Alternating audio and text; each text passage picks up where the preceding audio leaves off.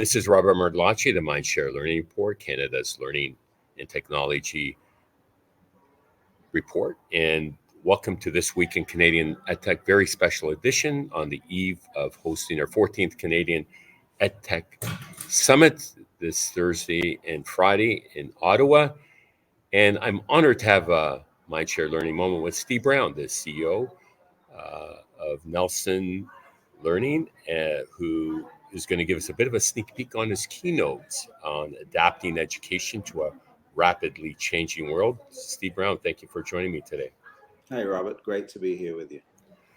Just a little bit about Steve Brown. As I mentioned, he's the CEO of Nelson. He empowers his organization to create world-class immersive learning experiences, delivering innovative and engaging learning solutions that meet the diverse needs of all students and educators at its core of what he does. He's a highly established thought leader and expert. Nelson will continue to transform the learning journey by leveraging global partnerships and emerging digital technologies in the development of resources, delivering of leading edge experiences to foster learning growth, student engagement, and educator success for the past 100 plus years. Yeah, approaching 110 years now, Robert. 110. That's one to celebrate. Yeah, well, you're buying the cocktails on that one for sure. Well, that's normal when we get together, Robert. Absolutely, incredible times that we're in right now. And you spoke at the WFMP reception dinner the other night, and were incredibly inspiring. Talk to us about that message that you had there, and what you're going to deliver around leadership, courageous leadership in today's most complex world that we live in. Yeah, my speech the other night really was pretty off the cuff. Obviously we had a room full of educational leaders from across Ontario, and the speeches that had gone prior to my keynote after dinner really inspired me to talk about just the situation in the world right now. And the world's in conflict, whether it's in what's going on in the Ukraine or what's going on in Gaza and Israel. I purposefully stay away from any political involvement in that. My opinion is that every life is precious. But it was really about leadership. It was about what I believe is a vacuum in leadership today globally, and how we as educational leaders have got to inspire students to have their own voice and their own opinion, because they're going to be the leaders of tomorrow. And, I use the word obligation for educational leaders to recognize the obligation that they have to ensure that students have a voice. And sometimes that voice is against what they have grown up with. We know that students and young people are a product of the environment that they grow up in. But they truly realize the horror of everything that's going on right now. So they need to speak up, and they need to fill that leadership void of the future, so we can go from fear and anxiety to love and collaboration. And I think we need to do that in schools, that it's okay to have a strong opinion that sometimes differs from that of your surroundings, to make sure that tomorrow is far better than the atrocities that are happening today. Absolutely. It's remarkable when you give kids agency, what they are able to achieve. And we have a number of interns and co-op students here at the Mindshare Workspace that, they come in strong, but they leave with exceptionally refined skills and prepared to solve some of the most complex challenges that they face in, as you say, like global complexity is at its peak right now, I would say. And you're going to be talking about adapting education in this, rapidly changing world. And, we have folks from the Middle East here. It's tragic on so many levels, but I don't support innocent people being, in the middle of this. And we're hopeful that and pray that, they can get greater support in this tragic situation that's so complex to understand. And so, but life has to carry on. The show must go on, and we're preparing for our Canadian EdTech Summit, the 14th one. And you've been to several of them, and you've spoken at many of them. What's different about this one? I think the speed of change, when I go back to the first EdTech Summit that I spoke of, which will probably be 7 years ago this year, think about the speed of acceleration. It continues to accelerate at speeds we've never seen before. This year there's going to be a lot of talk about AI, but technology in classrooms has been moving faster and faster as we look back over the last number of years. So I think that this year the focus on AI and generative AI, we've done a lot of work involving AI in our product, Edwin, that we launched about 6 years ago. But when we look at generative AI, a lot of people get mixed up between AI and large language models. And when you look at the content within large language models, historically, that is exactly that, historic. When you're pulling on something that's feeding into a large language model, the nomenclature, the descriptors in there can be outdated. So we have to be very careful. When you're a company like us who produces learning experiences, you've got to make sure that your descriptors and those nomenclatures are politically acceptable today. So we want to make sure that we use AI as a tool to enable agility and speed to get materials into classrooms quickly. But we also have our obligation to ensure that's true and trusted. So we work very closely with our big data teams and our AI group within the Edwin team to make sure that when students and teachers open Edwin, they can drop their shoulders, they can relax knowing that the information will be true, tried, and trusted. And that's really important when you're talking about culturally relevant pedagogy. That's extremely important because we only have one reputation, and it's something that I hold near and dear to our heart for everybody at Nelson, to make sure people can believe what they're seeing and understand it and look at it from an inclusive standpoint, and look at it today to make a better world for students to be greater leaders for tomorrow. And you came on the scene. Is it 7 years now that you've been? Yeah, 7 years just passed, September the 16th. Well, congratulations. I missed that anniversary. We'll have to celebrate in Ottawa. But you came into this from a fast-moving industry. You were in the car business, and then was it Videotron? You were in the transforming. I was in the media business with media. So, that was going through technological disruption when I was there, from DVD and Blu-ray into digital files. We were the largest deliverer of digital media in the world. But I knew that it was coming to education, just like it's coming to all sectors. Right. And I knew when I joined that I'd be able to enable and change the way we delivered our content. Right. What I didn't know was that I'd fall in love with education, and it's been a tremendous 7 years. When I look at the way my team's performed, hundreds of thousands of kids across Canada now learning daily on Edwin, and in 9 other countries around the world. So we decided to self-disrupt. We decided to take what we had that was a century old and break it and rebuild it. And I'm delighted to say that's driving great student engagement. And you had to make some big bets, didn't you? Yeah, we pretty much bet the farm.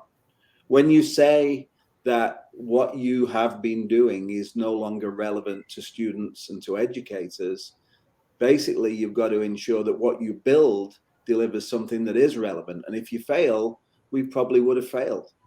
I'm delighted to say we've got a long way from failure. I would call it a screaming success. But it's been a journey, and it's a journey of listening. It's an iterative journey to ensure that the product's never finished. But what's key is that core content, not only on the stable core of education with literacy and numeracy and history and geography, but other things like current events. And goodness only knows the current events today need to be in the classroom for kids to understand the right and wrong, that there isn't a right and wrong, but merely a difference, to enable collaboration and problem solving. You know, I heard a term, an expression this morning while I was listening to one of the OECD webinars on AI with Andreas Schleicher and one of the Canadian folks who's heads up the Principal Professional Development Association. He was formerly of Surrey. Yeah. His name escapes me now, but he talks about, because he went into the private sector. He spent 5 years in the private sector, as we are, and he adapted this notion of always being in beta, Yeah. which I think would apply to you, Absolutely. right? And he brought that back to education. He said that was one of the aha moments that he had, um, when he pivoted and spent 5 years in the private sector. Thoughts about that concept, because Edwin is, since you joined the organization and took over the helm, it's pretty much always in beta. Yeah, I mean, and that goes back to the point we started at the beginning of this podcast, the speed of acceleration. If you actually believe a product is finished, you're going to be overtaken at light speed, because somebody's always coming up behind you. Somebody's always copying what you're doing. When you really set the benchmark on a world-class platform, you know that people are in there every day looking at what they're doing and trying to alter their product offerings. So we know we can never rest on our laurels. We see thousands and thousands, if not millions, of data points on a weekly basis of how students are engaging with what and how. So we say, okay, they really love that. We see that through the efficacy studies and the outcomes. So if they really like that, let's do more of that. So it's never going to be finished. I made a speech a number of years ago saying, if you think that Edwin is ever finished, if you can imagine Edwin ever being finished, then you have no imagination at all. And we have a world-class team who work every single day on making it better, and they'll continue to do that as we expand into other international regions. Well, it's an incredible story, the Nelson and Edwin story, and to exist 110 years later is a phenomenal feat. And as you know, I mean, there are many classic organizations that had their heyday but didn't sustain. You know, Nokia still exists today, but they started as a rubber boot manufacturer. So Right.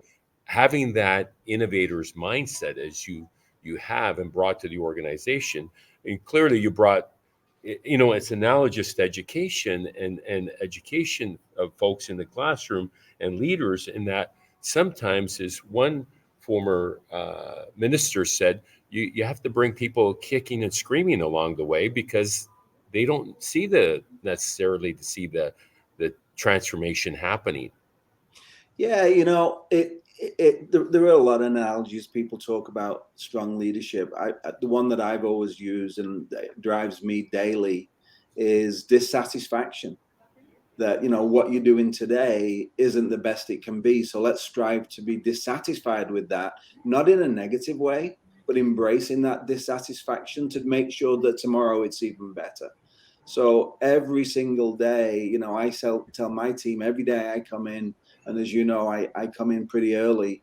It's like, I'm going to be the best Steve Brown I can be today. And all I expect is the same of you. And when you have that, you create a winning environment, an environment that's one driven by continuous improvement. And what the Japanese call Kaizen, to make sure that every day you're taking a step or two forward. And then when you look at that, and you look at then the speed that technology allows you to do things with agile capabilities, agile manufacturing, generative AI, you can really move at a speed that you're then pulling away at a rate that no one's ever seen. And and, that and, to me is what's and it enables that. We talk about equity and sustainability as, is the theme of our summit around learning environments for the future, and generative AI and learning platforms like yours, and having access to the tools for teachers and students is a game changer. It is, but with that capability comes risk, because you've got to make sure that you're not spreading disinformation, that the information is culturally relevant, that it's safe, that students can get a true opinion and not a lopsided opinion. And goodness only knows, look at the world today and the opinions and the bifurcation of those opinions. So it's important to us that what we get in the hands of students allows them to make their learning more immersive and safe, but allows them also to create opinions based on fact, not on disinformation. Well said, Steve Brown. It's such an exciting time to be in education. The last decade that I felt this way, and a sense of the pace and excitement, was the advent of the internet. When I was sport information director, we were not on the internet at the time back in the mid 80s. So I remember those days well, Robert.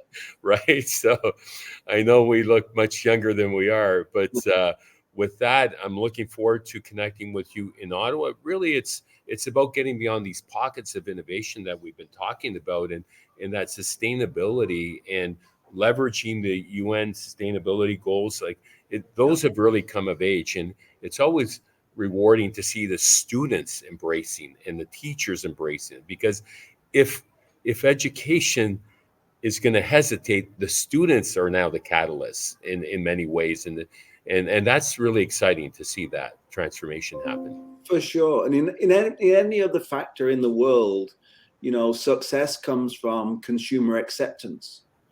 And a lot of people in education don't like it when I say this, but students are our consumers. They're our consumers of learning and our consumers of knowledge. So we have to satisfy our consumers. And they're the customer.